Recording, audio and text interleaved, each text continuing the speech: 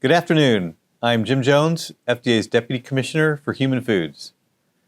I'm sorry that I am unable to be with you in person today, but I greatly appreciate the opportunity to share with you updates about FDA's food program. As you may know, at the end of last year, FDA's Commissioner Kaloff submitted a proposal to reorganize the FDA's food program. After completing a thorough external review process, we announced last month that October 1st is our target date for implementation. The Unified Human Foods Program will merge all food functions, personnel, and resources that are programmatic in nature, which are currently spread between multiple parts of the agency. This includes what is currently the Center for Food Safety and Applied Nutrition, the Office of Food Policy and Response, as well as certain Office of Regulatory Affairs functions, personnel, and resources. This is a major structural reorganization. But more importantly, our new structure is designed to facilitate change to our regulatory approach and workflow that will enable us to more effectively and efficiently meet our public health mission to make foods a source of wellness. Under the new program, we will have 3 risk management offices to lead the strategic and scientific coordination of our work to advance our top priorities. To reduce foodborne illnesses, our Office of Microbiological Food Safety will coordinate the research, education, and regulations that support industry in identifying and implementing practices that prevent bacteria, viruses, and fungi, and other microbes from contaminating foods. To enhance food chemical safety, our new Office of Food Chemical Safety, Dietary Supplements, and Innovation will, among other key issues, focus on ensuring that exposure to chemicals that occur in foods is safe. This includes food and color additives that are added to food and food packaging, cookware, and other food contact substances, and also contaminants, such as heavy metals that enter the food supply as a result of the food processing or growing environment. Our third risk management office will be of particular interest to you. Our Nutrition Center of Excellence will focus on reducing diet-related chronic diseases and deaths. The Nutrition Center of Excellence will lead our robust portfolio of evidence-based initiatives designed to help consumers identify healthy food options and to improve the nutritional quality of processed and packaged foods. The designation of this risk management office as a center of excellence within the FDA reflects the agency's commitment to expanding our role as a leader in nutrition and advancing, elevating, and strengthening our diverse nutrition initiatives. In addition, a key characteristic of FDA's Center of Excellence is that they are established with coordination and collaboration in mind. And with our new Nutrition Center of Excellence, we have prioritized engagement with all those who have a stake in nutrition and improving health for all Americans. Our new risk management offices will play a crucial role in coordinating our work across the Human Foods Program and in helping to ensure that we are employing a consistent, systematic, and intentional risk management approach within the overarching strategic goals and priorities. With the extraordinary scope of work for the Foods Program and limited resources, risk management and prioritization is how we can zero in and focus on those issues that represent the greatest risk to public health and where intervention has the greatest opportunity for prevention of disease and illness. Nutrition in particular offers one of the highest returns on investments.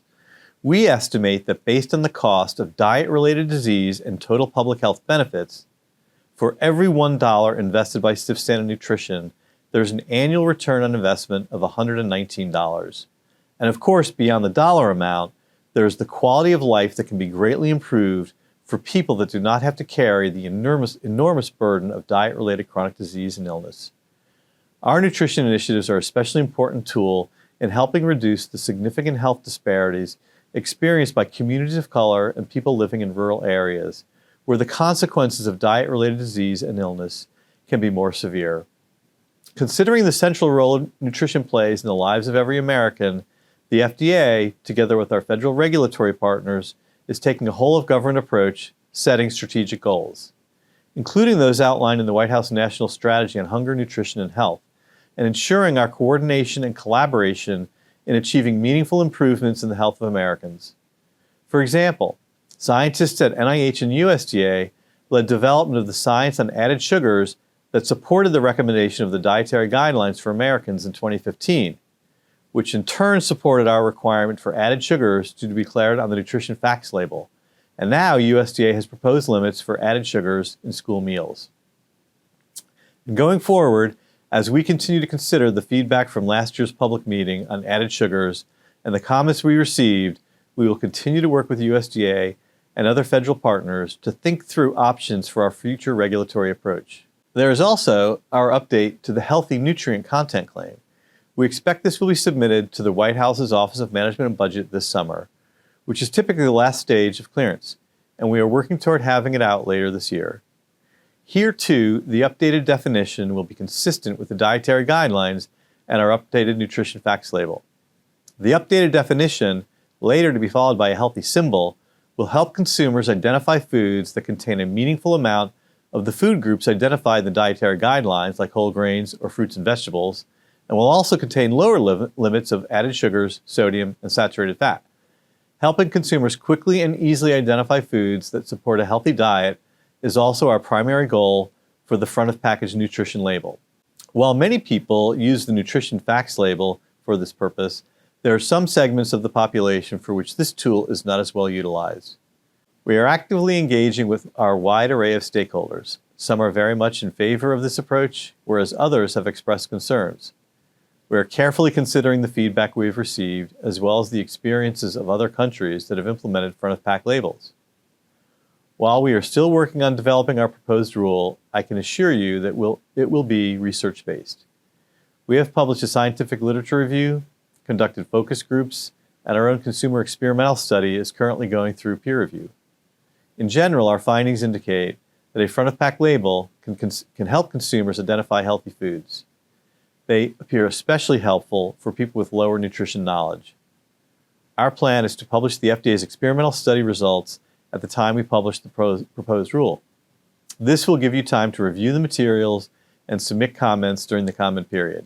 I'm confident that when we issue our proposed rule, it will reflect what we have learned from consumers, health advocates, and industry.